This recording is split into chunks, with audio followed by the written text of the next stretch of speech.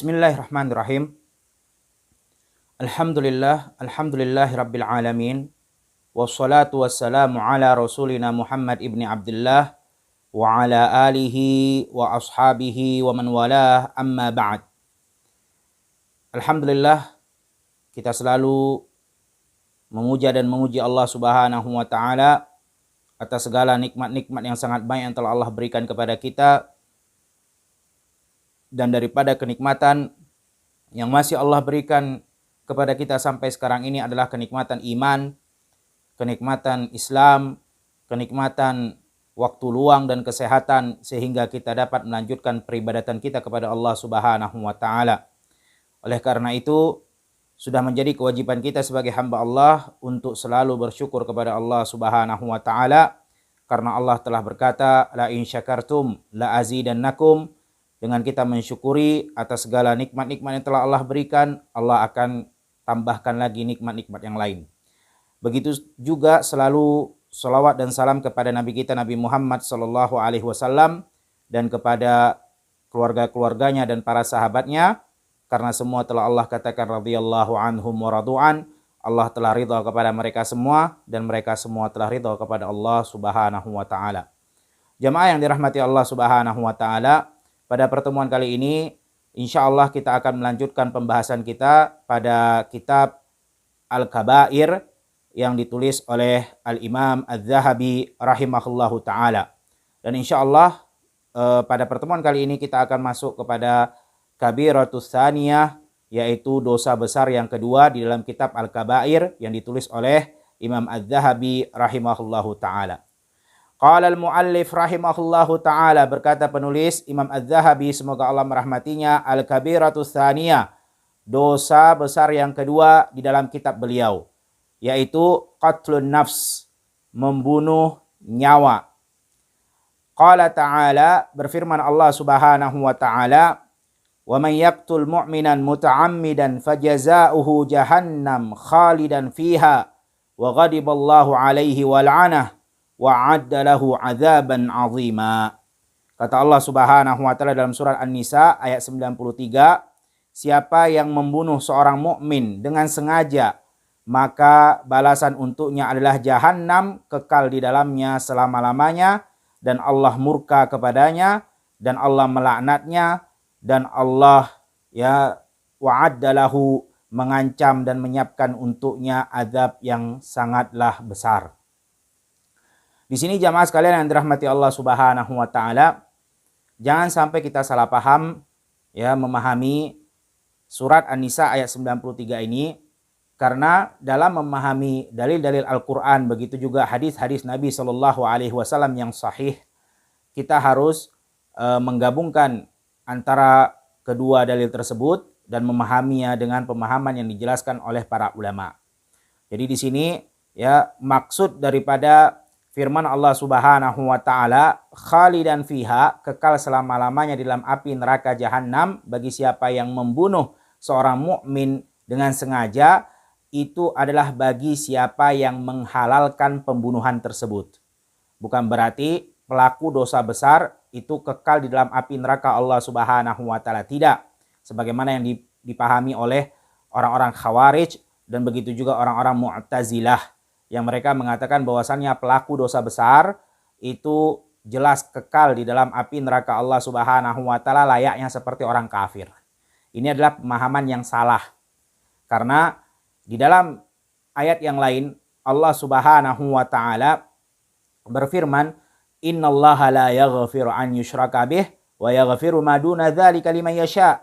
Allah tidak pernah atau tidak akan mengampuni dosa syirik, mati tidak bertaubat melakukan kesyirikan, dan Allah masih bisa mengampuni dosa-dosa yang lain selain dosa syirik. Allah masih bisa mengampuni dosa zina, Allah masih bisa mengampuni dosa membunuh, merampok, minuman khamar, memakan riba, durhaka dan lain-lainnya. Tetapi Allah Subhanahu wa taala tidak bisa mengampuni dosa syirik bagi pelakunya yang tidak bertaubat kepada Allah Subhanahu wa taala. Ini pemahaman yang benar. Oleh karena itu jamaah sekalian yang dirahmati Allah Subhanahu wa taala, hati-hati jangan sampai kita menyalahpahami atau kita salah paham akan firman Allah Subhanahu wa taala, sebagaimana banyak daripada orang-orang Mu'tazilah dan orang-orang Khawarij, mereka menghalalkan darah pelaku dosa besar dengan berdalil surat An-Nisa ayat 93 ini. Mereka katakan, lihat itu kafir, khalidan fiha, kekal di dalam api neraka Allah Subhanahu wa taala. Maka itu adalah pendapat yang batil. Jemaah sekalian yang dirahmati Allah Subhanahu wa taala, walaupun dia tidak kekal di dalam api neraka Allah Subhanahu wa taala, tapi dia di bawah ancaman Allah yang sangat besar. Karena membunuh itu termasuk daripada dosa yang sangat besar. Walaupun dia tahta masyiatullah, sebagaimana akidah Ahlus Sunnah wal Jamaah meyakini bahwasannya pelaku dosa besar yang tidak bertaubat kepada Allah di akhirat di bawah kehendak Allah Subhanahu wa taala. Kemudian Imam Az-Zahabi mendatangkan dalil berikutnya, wa qala ta'ala, dan berfirman Allah Subhanahu wa ta'ala, walladzina la yad'una ma'allahi ilahan akhar wa la yaqtuluna an-nafsa allati harramallahu illa bil haqq wa la yaznun wa man yaf'al dzalika yalqa 'athama yudha'af lahu al-'adzaba yaumal qiyamah wa yakhlud fihi muhana illa man taba wa amana wa amila amalan salihah. Perhatikan ayuhal muslimun, ya. Dalil yang kedua adalah surah Al-Furqan ayat 68 sampai 79. Kata Allah Subhanahu wa taala, di sini Allah ingin mensifati ibadur rahman, hamba-hamba Allah Subhanahu wa taala yang beriman. Seperti apa mereka? Yaitu mereka yang tidak menyekutukan Allah Subhanahu wa taala, kemudian mereka tidak membunuh nyawa yang Allah haramkan, kemudian mereka tidak melakukan perbuatan zina. Siapa yang melakukan itu semua yalqa athama, maka dia akan mendapatkan dosa yang sangat besar. Ini menunjukkan bahwasannya salah satu daripada dosa-dosa besar adalah membunuh nyawa tanpa hak yang Allah Subhanahu wa taala haramkan. Kemudian Allah Subhanahu wa taala juga yudha'af lahu adzaba yaumal qiyamah. Allah akan lipat gandakan untuknya azab di hari kiamat nanti. Menunjukkan ini tiga perbuatan tadi yang disebutkan oleh Allah Subhanahu wa taala, yaitu syirik, kemudian membunuh, kemudian berzina, itu adalah dosa yang sangat besar dan azabnya pun akan besar nanti Allah lipat gandakan di hari kiamat. Wa yakhlud fihi muhana, dan mereka kekal dalam keadaan terhina di dalam azab tersebut. Ini kita sudah sampaikan bahwasannya maksud di sini bukanlah dia kekal seperti orang kafir, tetapi dia pelaku dosa besar yang sangat diancam oleh Allah Subhanahu wa taala walaupun statusnya masih dalam keadaan di yaumil qiyamah tahta masyiatullah, di bawah kehendak Allah Subhanahu wa taala. Illa man taba wa amana wa amila amalan salihah. Nah, di sini syahid saksi sebagai pendalilan kita, kecuali siapa yang bertaubat dan beriman dan melakukan amalan soleh. Menunjukkan bahwasannya orang yang membunuh, pelaku dosa besar yaitu membunuh, maka dia masih bisa diterima taubatnya oleh Allah Subhanahu wa taala. Kemudian jemaah sekalian yang dirahmati Allah Subhanahu wa taala, dan ini bagi yang tidak menghalalkannya. Adapun kalau dia menghalalkan pembunuhan itu, maka dia telah keluar daripada agama Islam dari segi penghalalannya, tahlil, yaitu penghalalan yang mana Allah haramkan kemudian dia halalkan, maka dia keluar dari agama Islam dari sisi penghalalan, bukan dari sisi perbuatan dosa besar tersebut. Kemudian jemaah sekalian yang dirahmati Allah Subhanahu wa taala, muallif rahimahullahu taala mendatangkan lagi dalil berikutnya, man qatala nafsan bighairi nafsin aw fasadin fil ardi faka'annama qatalan nasa jami'a. Ini adalah surah Al-Maidah ayat 32. Kata Allah Subhanahu wa taala, siapa yang membunuh nyawa tanpa hak, dia membunuh nyawa tanpa ada kebenaran di dalam syariat Islam, kecuali kalau dia membunuh orang kemudian dia dibunuh yaitu diqisas, itu adalah hak di dalam Islam. Tetapi kalau dia membunuh orang tanpa hak, memang begitu saja dia ingin membunuh, menghilangkan nyawa orang lain, maka au fasadin fil ard, atau merusak di atas muka bumi ini, faka'annama qatalan nasa jami'a, kata Allah Subhanahu wa taala, maka dia sama saja seperti telah membunuh manusia semuanya. Walaupun yang dia bunuh hanyalah satu orang. Tapi kata Allah Subhanahu wa taala, dia sama seperti membunuh seluruh manusia. Ini disebutkan oleh para ulama tafsir. Maksudnya, pertama, kalau dia membunuh nyawa seseorang dengan sengaja, itu sama saja berarti dia juga akan menganggap nyawa manusia yang lainnya sama seperti manusia yang telah dia bunuh. Artinya kalau perbuatan itu saja dia halalkan, perbuatan itu dia anggap kecil, maka berarti nyawa orang lain yang sisanya yang masih hidup pun akan dia anggap kecil. Maka walaupun cuma satu orang yang dia bunuh, itu sama saja seperti membunuh seluruh manusia yang ada di atas muka bumi. Itu maksudnya kata para ulama tafsir. Kemudian yang kedua juga, kenapa dia dianggap seperti membunuh seluruh manusia? Karena dia memberikan contoh kepada orang lain. Sehingga orang lain pun bisa mengikuti perbuatannya. Sehingga nyawa manusia yang ada di atas muka bumi ini pun terancam. Nah, itu yang disebutkan oleh para ulama tafsir. Kenapa dia dianggap seperti membunuh semua manusia walaupun yang dia bunuh cuma satu orang? Yang pertama, dia meremehkan ataupun bisa jadi dia menghalalkan perbuatan itu sehingga dia akan menganggap nyawa orang lain pun sama remehnya seperti nyawa yang telah dia bunuh. Atau yang kedua, karena dia memberikan contoh, membuka peluang untuk orang lain membunuh nyawa orang lain. Dan terancamlah nyawa manusia yang ada di atas muka bumi ini sehingga dia dianggap seperti juga membunuh seluruh manusia yang ada di atas muka bumi. Kemudian al-muallif rahimahullahu taala mendatangkan dalil berikutnya, wa qala ta'ala, Allah Subhanahu wa taala berfirman, wa idza mau'udatu su'ilat bi ayyi dzambin qutilat, dan akan ditanya bayi-bayi wanita yang dibunuh, ya, kenapa mereka dibunuh? Atas dosa apa mereka dibunuh? Dan ini adalah perbuatan orang-orang jahiliyah di zaman dulu, ya. Orang-orang Quraisy, mereka ketika diberikan kabar tentang anak mereka adalah kelaminnya wanita, maka mereka akan sedih. Ya, mereka akan merasa malu.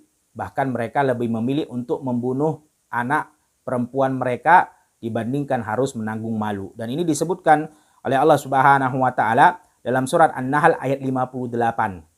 Kata Allah Subhanahu wa taala, wa idza busyira ahaduhum bil unsa dhalla wajhuhu muswaddan wa huwa kadhim. Ya, jadi mereka orang-orang jahiliyah ketika diberikan kabar kepada mereka tentang anak mereka yang lahir adalah wanita, maka wajah mereka akan menghitam, ya, wajah mereka akan memerah menghitam karena marah. Yatawara minal qaum min su'i ma busyira bih ayumsikuhu ala hunin au am yadussuhu fit turab ala sa'a ma yahkumun. Kata Allah Subhanahu wa taala, mereka akan lari, ya, dari orang-orang karena kabar yang diberikan kepada mereka tentang mereka itu punya anak perempuan. Dan yang ada di pikiran mereka pada saat itu ayumsikuhu ala hun, yaitu apakah dibiarkan anak perempuan itu besar dalam keadaan dia akan menanggung malu, am yadussuhu fit turab, atau dibunuh pada hari itu juga dengan cara, ya, dikubur di dalam tanah. Dan itu adalah seburuk-buruk apa yang mereka tentukan. Nah, jamaah sekalian yang dirahmati Allah Subhanahu wa taala, anak perempuan ataupun anak laki-laki itu semua adalah kebaikan. Karena itu adalah amanah titipan dari Allah Subhanahu wa taala. Semuanya akan mendatangkan kebahagiaan, ya, tidak ada perbedaan antara anak laki-laki dengan anak perempuan. Semuanya adalah hamba Allah Subhanahu wa taala yang Allah berikan dan percayakan kepada kita. Sehingga jangan sampai kita, ya, membeda-bedakan. Kalau mendapatkan anak laki-laki maka kita akan bahagia, kalau mendapatkan anak wanita akan merasa terhina, ya, akan merasa bahwasanya anak wanita ini hanya menyusahkan. Tidak. Ya, semua itu adalah kebaikan dari Allah Subhanahu wa taala. Dan yang merasa bahagia dengan lahirnya anak laki-laki dan tidak bahagia dengan lahirnya anak perempuan, itu termasuk adalah perbuatan orang-orang jahil, orang-orang yang bodoh. Kemudian jamaah sekalian yang dirahmati Allah Subhanahu wa taala, al-muallif rahimahullah taala mendatangkan dalil berikutnya, yaitu dari hadis Nabi sallallahu alaihi wasallam. Rasulullah sallallahu alaihi wasallam bersabda, ijtanibu sab'a mubiqat. Kata Rasulullah, ya, hindarilah 7 yang membinasakan. 7 yang membinasakan. Salah satunya disebutkan ya bahwasannya asyirku billah, yang pertama adalah menyekutukan Allah Subhanahu wa taala, was-sihr, dan juga sihir, wa qatlun nafs allati harramallahu illa bil haqq, dan membunuh nyawa yang Allah Subhanahu wa taala haramkan, wa aklu malal yatim, dan memakan harta anak yatim, wa aklu riba, dan memakan riba, wa tawalla yaumaz zahf, dan lari ketika terjadinya peperangan, wa qadful muhsanatil ghafilatil mu'minat, dan menuduh wanita mukminah, ya wanita yang baik-baik melakukan perbuatan zina. Nah, itu adalah 7 yang harus dihindari kata Rasulullah, karena itu dapat membinasakan dan menghancurkan. Dan disebutkan salah satunya yang ketiga adalah qatlun nafs allati harramallahu illa bil haqq, yaitu membunuh nyawa yang Allah Subhanahu wa taala haramkan kecuali yang Allah benarkan, yaitu seperti tadi sudah kita sampaikan, yang membunuh maka dibunuh, yaitu diberikan hukum qisas, maka itu adalah kebenaran di dalam syariat Islam. Adapun dia membunuh tanpa hak, memang dia ingin membunuh ya karena sakit hati, karena marah, karena pertikaian, maka ini adalah pembunuhan termasuk dosa besar yang harus dihindari. Kemudian Al-Mu'allif rahimahullahu ta'ala mendatangkan lagi dalil berikutnya dari hadis Nabi SAW, bahwasannya rajulun, ya, ada seorang pemuda yang bertanya kepada Rasulullah SAW, ayu dzambin a'zam indallah, dosa apa yang paling besar ya di hadapan Allah Subhanahu wa taala? Qala, berkata Rasulullah SAW, anta ja'alillahi niddan wa huwa khalaqak, yaitu kau jadikan untuk Allah Subhanahu wa taala saingan, niddan wa huwa khalaqak, dalam keadaan dia menciptakanmu ya sendiri tanpa bantuan yang lain. Jadi jamaah sekalian yang dirahmati Allah Subhanahu wa taala, ini adalah perbuatan syirik. Syirik itu apa? Kita menjadikan bagi Allah sekutu, padahal Allah Subhanahu wa taala yang menciptakan kita, memberikan kita rezeki tanpa bantuan yang lain. Allah sendiri yang menciptakan kita, Allah juga sendiri yang memberikan rezeki kepada kita, Allah juga sendiri yang memberikan segala apa yang kita butuhkan. Semuanya Allah Subhanahu wa taala tidak perlu partner, tidak perlu orang yang membantunya. Lalu setelah Allah berikan semua apa yang kita perlukan dan dia bersendirian tanpa butuh kepada yang lain, lalu kita memberikan ya ibadah kita ataupun memberikan doa kita kepada selain Allah Subhanahu wa taala, maka ini adalah kezaliman yang sangat besar. Jadi jamaah sekalian yang dirahmati Allah Subhanahu wa taala, kenapa Allah Subhanahu wa taala sangat tidak bisa mengampuni dosa syirik bagi pelakunya yang mati tidak bertaubat? Kenapa? Sedangkan di dosa-dosa yang lain sudah kita sampaikan di awal tadi, seperti dosa membunuh, dosa mencuri, minum khamar, ya, kemudian berzina, merampok, dan seterusnya, masih ada harapan Allah Subhanahu wa taala ampuni bagi pelakunya walaupun tidak bertaubat di hari kiamat nanti. Jadi kalau kita melihat kezoliman, ya, besar kecilnya itu tergantung kepada siapa yang dia zolimi. Contohnya, ya, sering kita sampaikan perumpamaannya. Ini hanya untuk mendekatkan pemahaman kita, bukan kita menyamakan Allah Subhanahu wa taala dengan makhluknya, tidak. Ya. Walillahil masalul a'la. Allah itu lebih agung dan lebih mulia dibandingkan makhluk-makhluknya. Kalau kita perhatikan kezoliman yang terjadi di antara manusia, seperti kezoliman yang terjadi di antara dua sahabat, dan begitu juga kezoliman yang terjadi di antara anak dengan orang tuanya, yaitu anaknya menzolimi orang tua kandungnya. Ini adalah perbuatan kezoliman yang sama-sama tidak dibolehkan di dalam Islam. Zolim itu tidak boleh dikerjakan dimanapun dan kapanpun dan kepada siapapun. Karena zolim itu dilarang. Nah, tapi kalau kita lihat dari segi besar kecil kezoliman, maka mana yang lebih besar kezoliman yang dikerjakan sahabatnya kepada sahabatnya yang lain dengan anak kandung menzolimi orang tua kandungnya sendiri. Ya, dia durhaka kepada kedua orang tua kandungnya. Mana yang lebih besar kezolimannya? Sudah pasti. Kezoliman yang lebih besar adalah kezoliman seorang anak menzolimi orang tua kandungnya sendiri. Kenapa itu lebih besar? Karena yang dia zolimi adalah orang yang lebih besar jasanya kepada dia dibandingkan sahabatnya tadi. Seorang sahabat tidak boleh dizolimi, betul. Tetapi ya, kezoliman kepada kedua orang tua lebih tidak boleh lagi. Karena orang tua lebih banyak jasanya, ya, lebih banyak kebaikannya kepada anaknya dibandingkan sahabat karibnya tadi. Nah, itu ya perumpamaan kezoliman yang terjadi di antara makhluk, di antara manusia. Nah, bagaimana kalau kezoliman itu ya diberikan kepada Allah Subhanahu wa taala, zat yang maha mulia dan agung. Yang kita sudah mengetahui bahwasannya Allah Subhanahu wa taala yang memang menciptakan kita. Semua yang kita perlukan itu diberikan kepada kita. Lebih besar daripada kebaikan orang tua kita.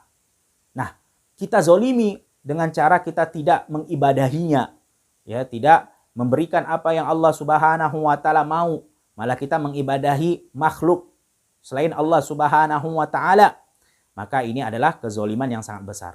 Ya, atau contohnya seperti tadi orang tua yang telah membesarkan anaknya, kemudian orang tua juga yang telah mendidik anaknya ya sampai dia banting tulang peras keringat untuk mencari nafkah yang akan diberikan kepada anaknya, sampai berhutang-hutang, bahkan sebagian ada yang berhutang ke bank, yaitu terlilit hutang riba demi sekolah anaknya contohnya.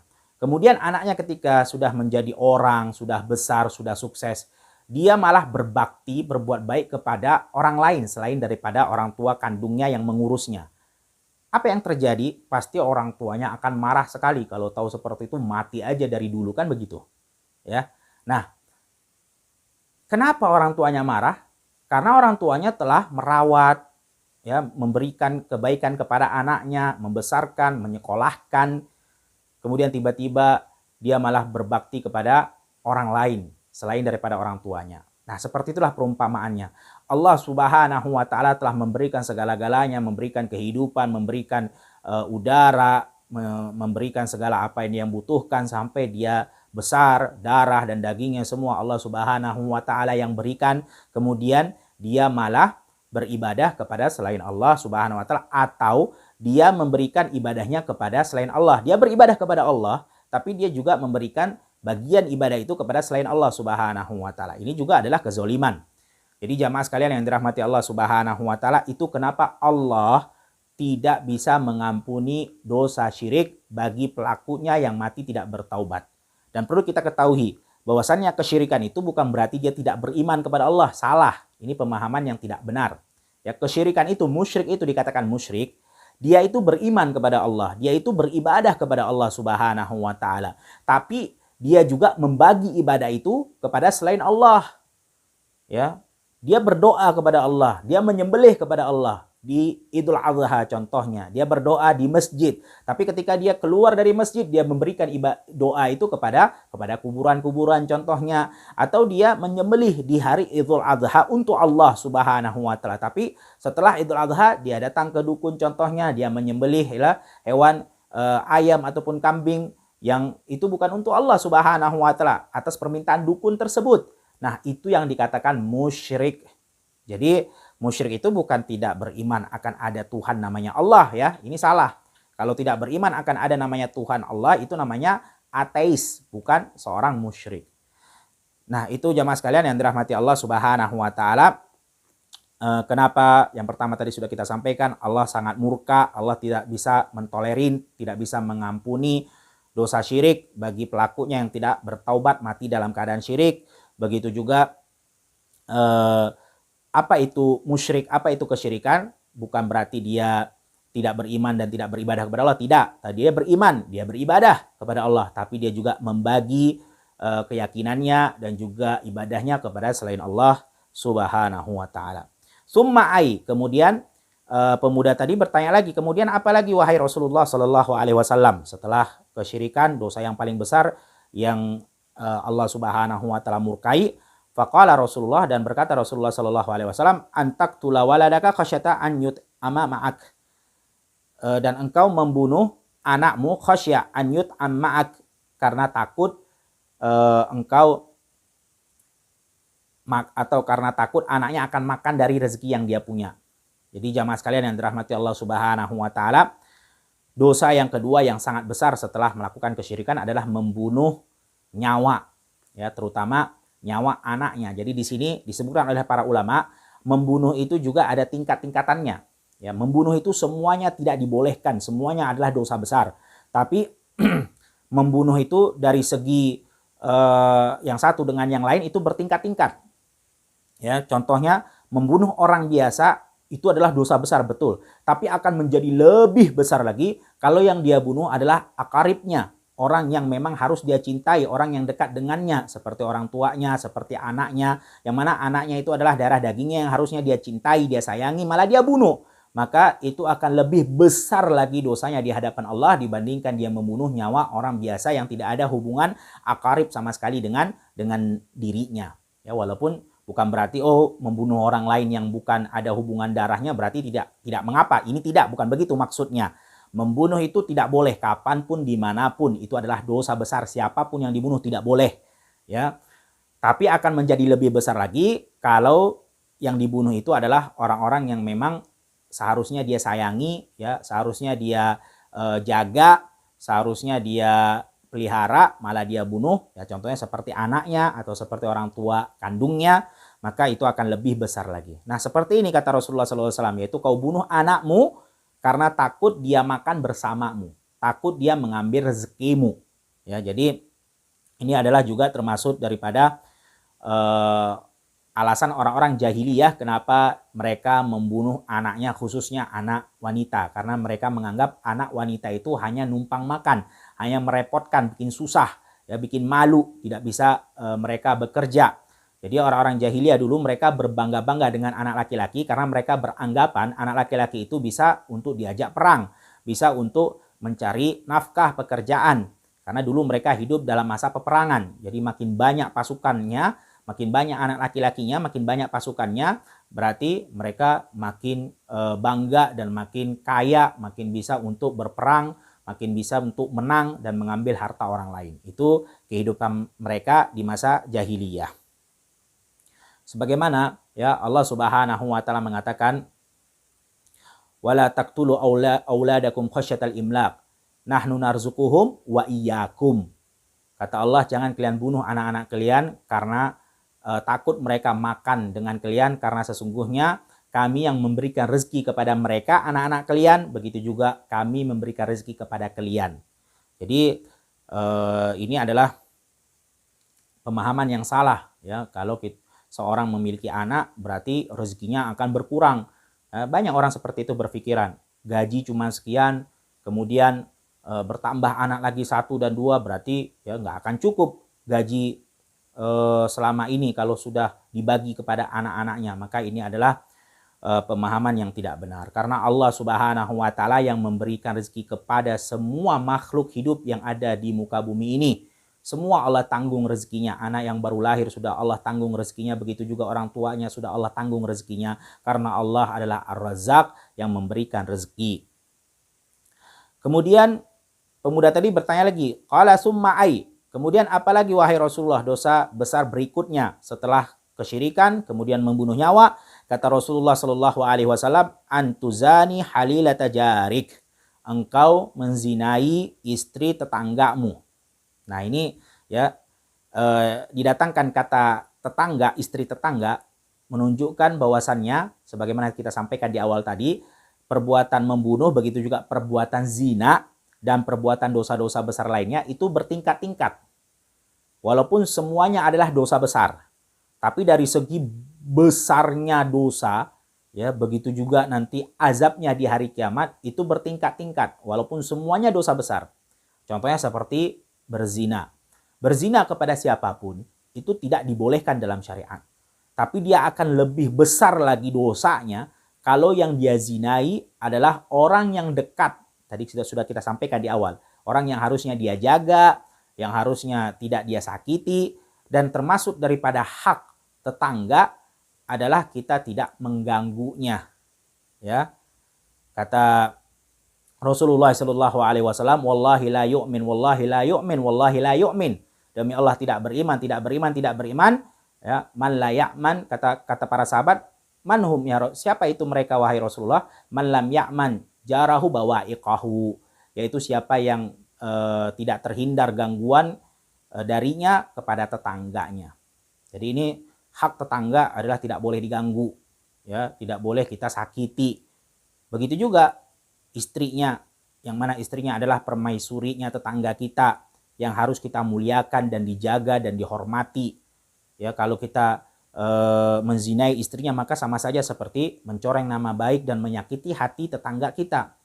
Dan itu lebih besar lagi ya zina dosanya dibandingkan berzina dengan orang lain, ya orang biasa yang bukan tetangga.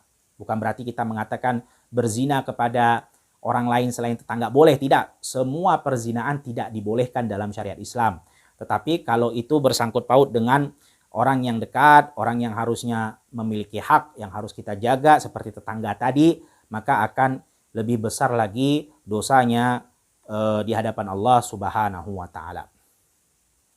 Kemudian jamaah sekalian yang dirahmati Allah Subhanahu wa taala, al-muallif mendatangkan lagi dalil berikutnya, sabda Nabi Muhammad sallallahu alaihi wasallam, wa idzal taqa musliman bisayfihima fal qatil wal maqtul finnar. Kalau dua orang muslim ya berjumpa dengan kedua pedangnya, artinya mereka bertikai, berperang, ya, dan ini musliman, dua orang muslim, fal qatil wal maqtul finnar, maka yang membunuh dan yang dibunuh di dalam api neraka Allah Subhanahu wa taala.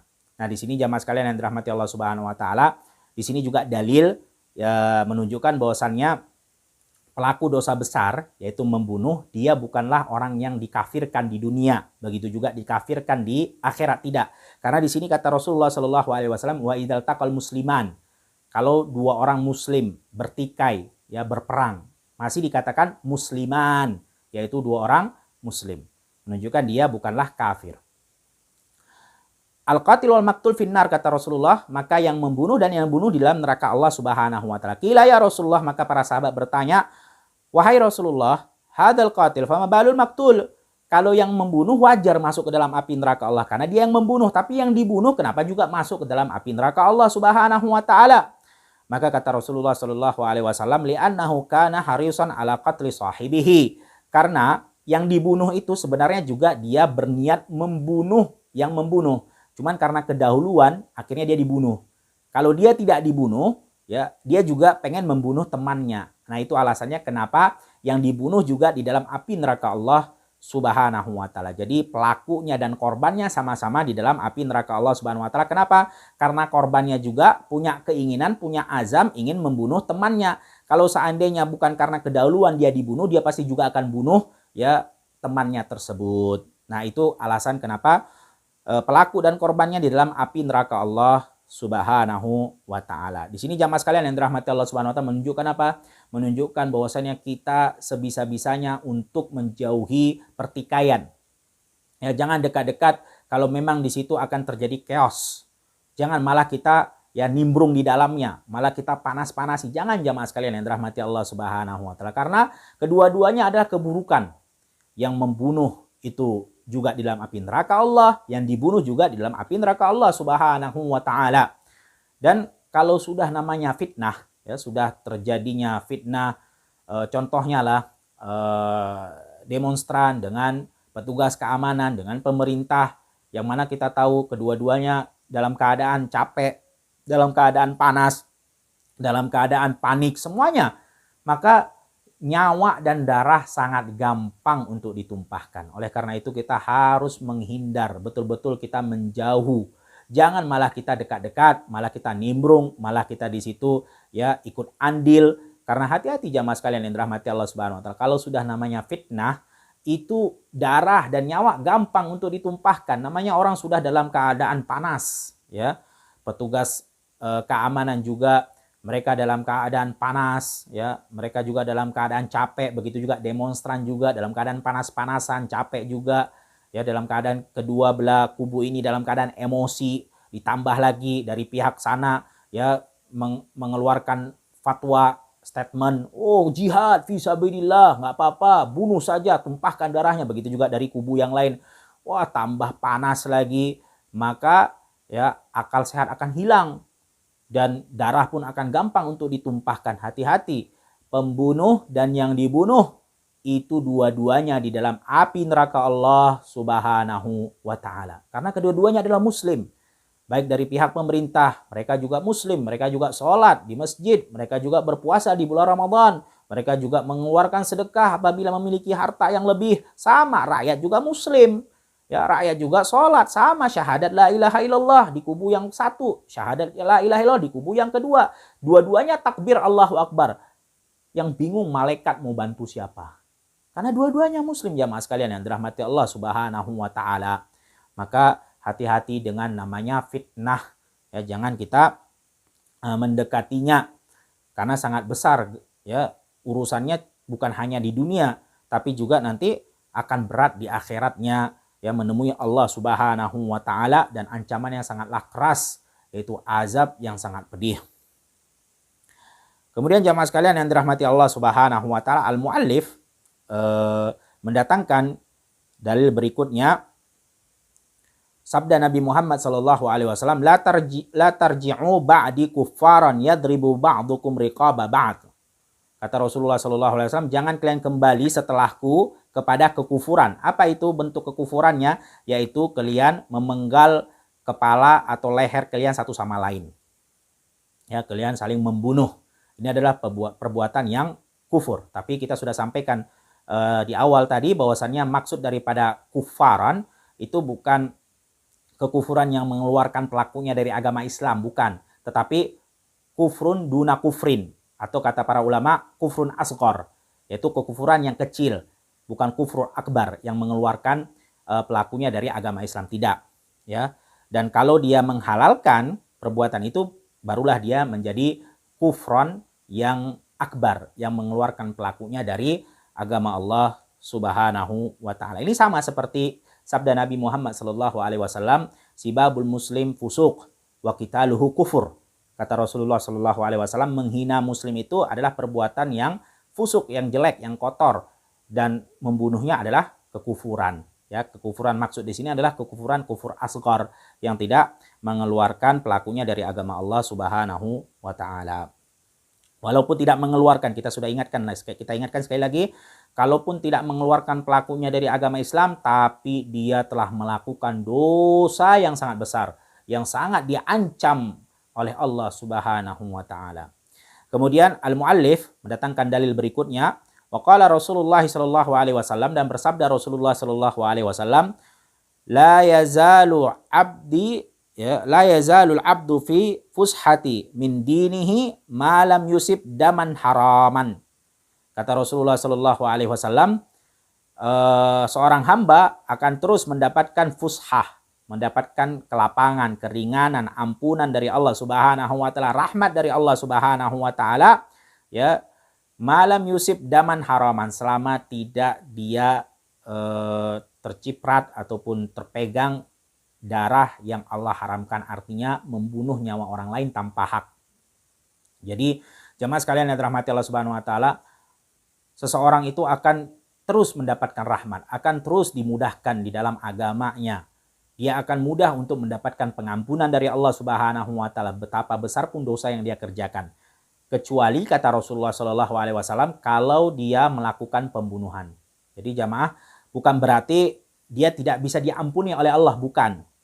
Tapi maksudnya harapan untuk diampuni itu kecil, tapi masih ada harapan, ya. Cuman dia akan kesulitan untuk mendapatkan pengampunan itu. Kenapa? Disebutkan oleh Ibnu Qayyim rahimahullahu taala, karena orang yang sudah menumpahkan darah orang lain, ya, membunuh nyawa orang lain tanpa hak, itu urusannya panjang di akhirat. Bukan hanya dengan Allah Subhanahu wa taala. Jadi ada 3 yang harus dia pertanggungjawabkan. Yang pertama dengan Allah Subhanahu wa taala, betul. Dengan dia bertaubat, dia beristighfar, meminta ampunan kepada Allah Subhanahu wa taala, Allah ampuni. Naam, selesai sudah haknya Allah Subhanahu wa taala. Tapi masih ada 2 lagi, karena sudah kita sampaikan tadi, ada 3 yang harus dia pertanggungjawabkan. Ya, dia pertanggungjawabkan ada 3. Yang pertama tadi Allah, dengan dia bertaubat, beristighfar, betul-betul lillahi ta'ala, betul-betul dia bertaubat taubatun nasuha, maka selesai urusannya dengan Allah Subhanahu wa taala. Tapi masih ada 2 lagi. Yang kedua adalah dengan wali-walinya, dengan ahli waris yang dia bunuh, ya, keluarga korban yang dia bunuh. Maka ini pun harus dipertanggungjawabkan. Dia meminta maaf. Kalau diberikan maaf, alhamdulillah. Kalau tidak diberikan maaf, maka dia harus berusaha untuk membayar, ya. Membayar, contohnya berapapun yang diminta oleh ahli waris korban tersebut. ya 20 M, 20 triliun dan seterusnya. Sampai mereka ridha, sampai mereka betul-betul ya mengikhlaskannya. Maka ini pun berat ya, karena membayar dengan harta yang sangat besar, yang sangat banyak ya. Setelah dia membayar, bikinlah keluarganya, ahli warisnya memaafkan dengan syarat membayar sekian juta atau sekian triliun, sekian M dan seterusnya. Dan itu belum selesai. Masih ada satu lagi yang harus dia pertanggungjawabkan, yaitu kepada si mayit, kepada orang yang dia bunuh. Kepada Allah sudah selesai, kepada ahli warisnya di dunia sudah selesai. Nah, kepada si mayit bagaimana? Sudah dia bunuh, sudah mati. Nggak mungkin dia datang minta maaf kepada mayatnya. Nggak bisa. Udah nggak bisa lagi menjawab. Ya, nah ini berat jemaah sekalian yang dirahmati Allah Subhanahu wa taala. Makanya di hari kiamat nanti orang yang dibunuh nyawanya tanpa hak itu akan membawa pembunuhnya dan akan dihadapkan kepada Allah Subhanahu wa taala untuk diminta pertanggungjawabannya. Kenapa dia membunuh saya ketika saya masih hidup di dunia dan seterusnya. Berat jamaah. Ya. Walaupun jamaah sekalian yang dirahmati Allah Subhanahu wa taala, kata Ibnu Qayyim rahimahullahu taala, kalau dia betul-betul sudah bertaubat dan betul-betul dia taubatun nasuha kepada Allah Subhanahu wa taala, nanti haknya si mayit ini yang dibunuh tadi itu, korbannya itu tetap tidak dihilangkan oleh Allah, tetap ada. Di hari kiamat nanti ya dia akan bawa pembunuhnya. Tapi karena memang pembunuhnya sudah bertaubat kepada Allah Subhanahu wa taala, maka disebutkan oleh Ibnu Qayyim rahimahullah taala, Allah akan memberikan sampai dia puas kepada si mayit tadi, kepada korban tadi, sehingga si mayit pun memaafkan pelaku pembunuhan nyawanya ketika masih hidup di dunia. Nah, itu jamaah ya. Tapi walaupun begitu, jangan pernah kita remehkan, jangan pernah masuk ya ke dalam perbuatan ini. Ini perbuatan yang betul-betul sangat diancam oleh Allah Subhanahu wa ta'ala. Kemudian muallif rahimahullahu ta'ala mendatangkan dalil berikutnya, sabda Nabi Muhammad sallallahu alaihi wasallam, awwalu ma yuqda bainan nas yaumal qiyamah fid dima. Yang pertama sekali yang akan Allah adili, ya, yang akan Allah hukumi, yang pertama sekali pengadilan Allah Subhanahu wa taala di antara manusia di hari kiamat adalah tentang darah, tentang nyawa. Nah, ini pertama sekali yang akan Allah adili, akan Allah hakimi di hari kiamat nanti. Dan hadis ini tidak bertentangan dengan hadis yang lain jamaah sekalian yang dirahmati Allah Subhanahu wa taala, karena ada hadis yang lain yang juga sahih yang mengatakan awwalu ma yuhasabu yaumal qiyamah min amali abdin as-shalah. Yang pertama sekali yang akan dihisab, dihitung di hari kiamat nanti dari amal perbuatan hamba adalah salatnya. Nah, jadi jamaah sekalian yang dirahmati Allah Subhanahu wa taala, kalau antara hamba dengan Allah, perbuatan hamba yang memang ditujukan kepada Allah Subhanahu wa taala, memang iya, yang pertama sekali akan dihisab, akan dihitung, akan diadili oleh Allah adalah salatnya, betul. Tetapi yang dimaksud di dalam hadis yang kita baca barusan tadi dalam kitab Al-Kabair, itu adalah perbuatan antara hamba dengan hamba, makhluk dengan makhluk, yaitu manusia dengan manusia. Nah, yang pertama sekali yang akan Allah hakimi, Allah hukumi, kalau perbuatan makhluk dengan makhluk, yaitu tentang urusan nyawa, tentang urusan darah. Sehingga tidak bertentangan antara hadis yang satu dengan hadis yang lainnya. Kemudian muallif rahimahullahu taala mendatangkan lagi dalil berikutnya, sabda Nabi Muhammad sallallahu alaihi wasallam, dan ini hadisnya sahih ya. Laqatlu mu'min a'dhamu 'indallah min zawalid dunya. Membunuh nyawa seorang mukmin itu lebih besar bagi Allah dibandingkan hilangnya dunia ini semuanya. Nah, jamaah sekalian yang dirahmati Allah Subhanahu wa taala, seorang mukmin yang telah Allah Subhanahu wa taala ciptakan dan dia beribadah kepada Allah Subhanahu wa taala, beriman kepada Allah, bahkan dunia ini juga diciptakan untuk mereka mengibadahi Allah Subhanahu wa taala, sebagaimana Allah Subhanahu wa taala mengatakan, wa ma khalaqtul jinna wal insan illa liya'budun, tidaklah aku ciptakan manusia dan jin kecuali untuk mengibadahiku. Nah, Allah telah menciptakan itu semua. Nah, tiba-tiba kita hilangkan nyawanya. Nah, ini adalah ya sangat besar bagi Allah Subhanahu wa taala dibandingkan hilangnya dunia itu sendiri. Makanya kata Rasulullah sallallahu alaihi wasallam, la hurmatun mu'min a'dhamu min hurmatil Ka'bah.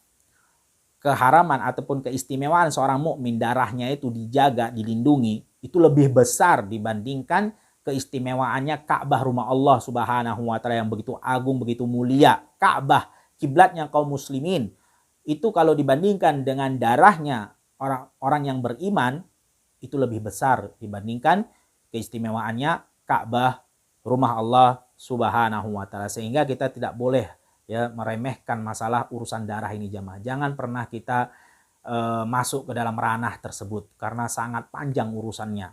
Tidak main-main ya.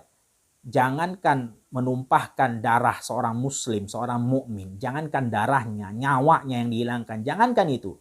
Ya, giginya saja, kalau kita contohnya kita memukul orang, ya seorang muslim dengan sengaja kita pukul patah giginya, gigi itu pun punya harga yang sangat mahal. Ya, jangankan darahnya, gigi saja ada perhitungannya, apalagi nyawa. Ya, maka sebisanya kita hindari pertikaian, hindari ya perkelahian.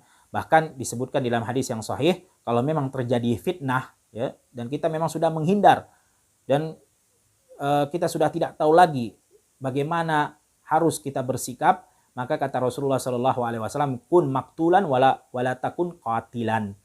Kalau bisa kau jadi yang dibunuh aja. Ya, jangan jadi orang yang membunuh. Kenapa? Karena orang yang membunuh panjang urusannya nanti, pertanggungjawabannya panjang. Nggak cuma hanya di dunia, panjang nanti. Harus mempertanggungjawabkan kepada Allah, pertanggungjawabkan kepada ahli warisnya, belum lagi kepada si mayit. Maka jadilah orang yang dibunuh lebih baik, kata Rasulullah Shallallahu alaihi wasallam. Kenapa? Orang yang dibunuh nanti akan menuntut, ya, dia akan dibela oleh Allah Subhanahu wa taala. Kenapa dia dibunuh? Berbeda dengan kalau dia membunuh. Wallahu a'lam bishawab. Ini kalau betul-betul terjadi fitnah yang begitu besar. Kemudian muallif rahimahullahu taala mendatangkan dalil berikutnya. Kata Rasulullah sallallahu alaihi wasallam, "Man qatala mu'ahadan lam yarih raihatal jannah wa inna raihataha latujad min masirati arba'ina aman." Kata Rasulullah sallallahu alaihi wasallam, dan ini hadis riwayat Imam Bukhari. Rasulullah sallallahu alaihi wasallam mengatakan, siapa yang membunuh mu'ahadan. Ya, jadi mu'ahadan ini adalah kafir yang memiliki ahdi perjanjian damai antara negaranya kafir dengan negara muslim. Jadi jamaah sekalian yang dirahmati Allah, katakan siapa yang membunuh kafir mu'ahad, dia tidak akan mencium bau surga. Padahal bau surga itu sudah bisa dicium ya dari jarak 40 tahun perjalanan. Jadi dari perjalanan yang masih jauh, belum sampai surga lagi. Jaraknya masih 40 tahun perjalanan, sudah kecium itu bau surga Allah Subhanahu wa taala. Jadi kafir di sini ya perlu kita jelaskan, kafir itu dalam syariat Islam ada 4. Yang pertama adalah kafir zimmi, kemudian kafir mu'ahad, kafir musta'man, dan kafir harbi. Ada 4. Dan ini dibedakan hukumnya dalam Islam, tidak dipukul rata, tidak disamakan semuanya, tidak. Kafir zimmi adalah kafir yang tinggal di negeri muslim, tetapi dia membayar upeti, membayar jizyah, dia membayar kepada pemerintah muslim untuk menunjukkan ketaatannya kepada syariat Islam. Ya, kafir tinggal di negeri muslim, tapi dia membayar kepada pemerintah muslim untuk menunjukkan ketundukannya kepada Islam. Nah, ini kafir zimmi. Ini tidak boleh dibunuh, tidak boleh disakiti, tidak boleh diambil hartanya. Ya, tidak boleh. Haram. Kemudian yang kedua kafir mu'ahad. Kafir mu'ahad ini adalah kafir yang tinggal di negeri kafir. Ya, tapi dia punya perjanjian antara negaranya dengan negara muslim, sehingga dia boleh ya untuk datang ke negeri muslim tersebut ya sebagai turis karena sudah membayar visa dan lain-lainnya. Ya, contohnya seperti negara-negara yang ada di dunia sekarang itu kan di bawah PBB, ya Persatuan Bangsa-Bangsa.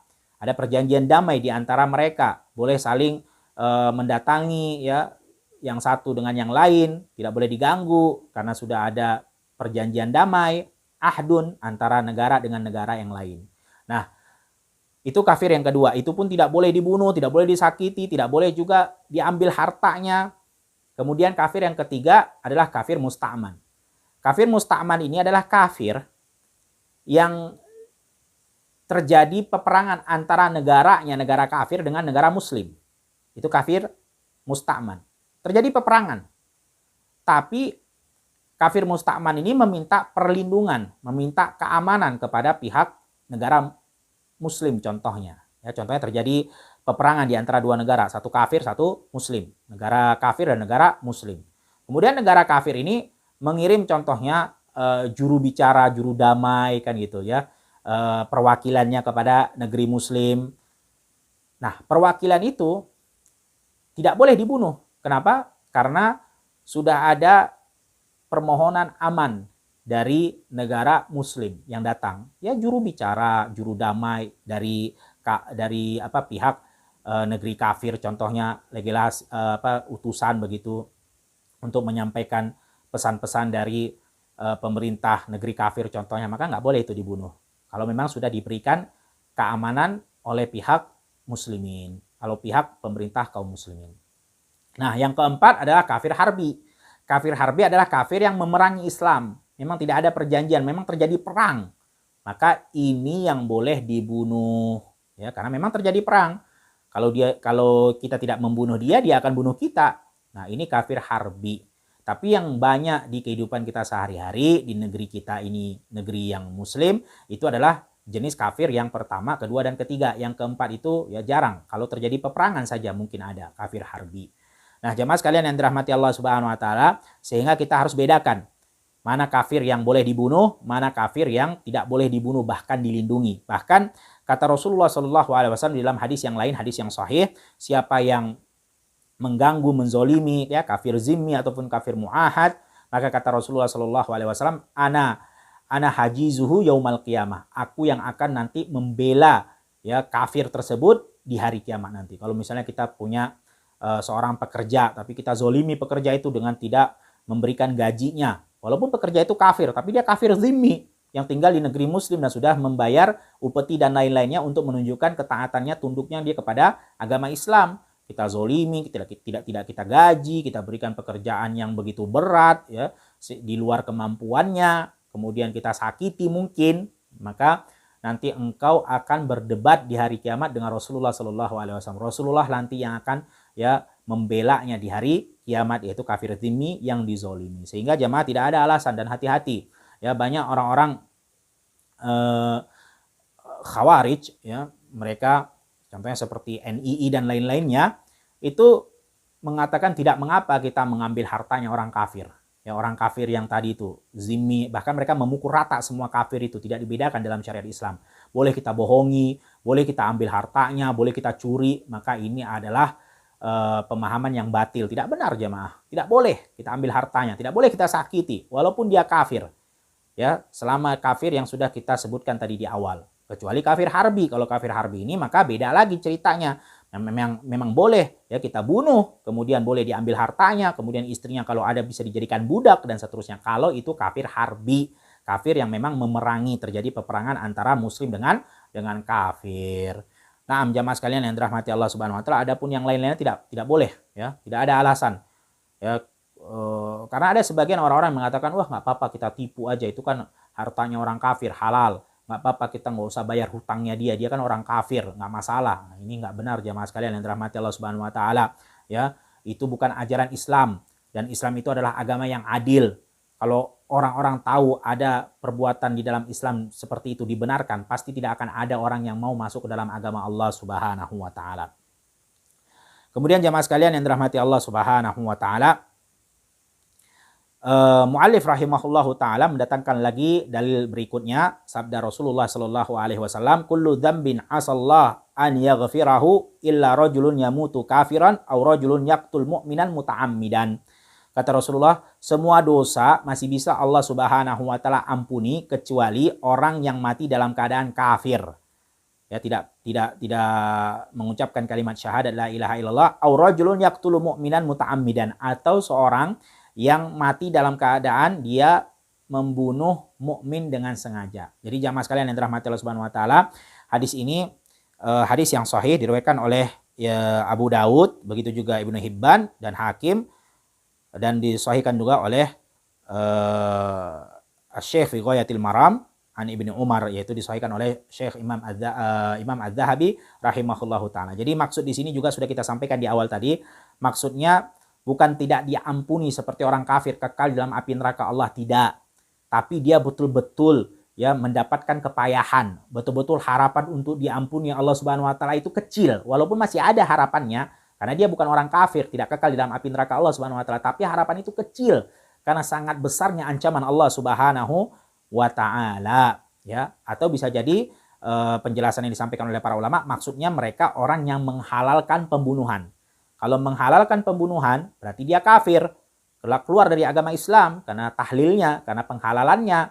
Maka kalau dia menghalalkan, ya, walaupun tidak melakukan pembunuhan, dan hati-hati jamaah, menghalalkan ini ya tidak mesti dia lakukan.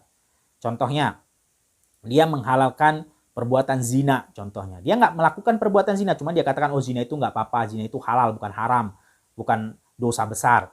Nah, dia halalkan itu, dia yakini itu, maka matinya kalau dia tidak bertaubat kepada Allah Subhanahu wa taala, matinya dalam keadaan kafir, dan dia itu di dunia murtad, telah keluar dari agama Allah Subhanahu wa taala. Kata Rasulullah sallallahu alaihi wasallam, "Man baddala dinahu faqtuluh." Siapa yang mengganti agamanya, murtad, keluar dari agama Islam, maka bunuh. Ini hukumannya di dunia.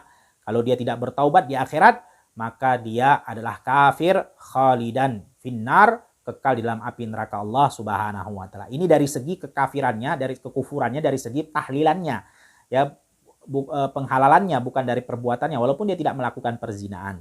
Walaupun dia tidak membunuh contohnya, tapi dia katakan, oh nggak masalah, ya menumpahkan darah seorang muslim itu halal, nggak masalah, ya tumpahkan saja, bunuh saja semuanya. Nah, ini adalah penghalalan dan dia telah keluar dari agama Allah Subhanahu wa taala. Wallahu a'lam bishawab. Mungkin itu yang bisa kita sampaikan pada pertemuan kali ini pada kajian kita Al-Kabair, yaitu dosa-dosa besar yang ditulis oleh Imam Adz-Dzahabi rahimahullahu taala. Dan kita telah menyelesaikan pembahasan tentang dosa yang kedua, yaitu membunuh nyawa tanpa hak.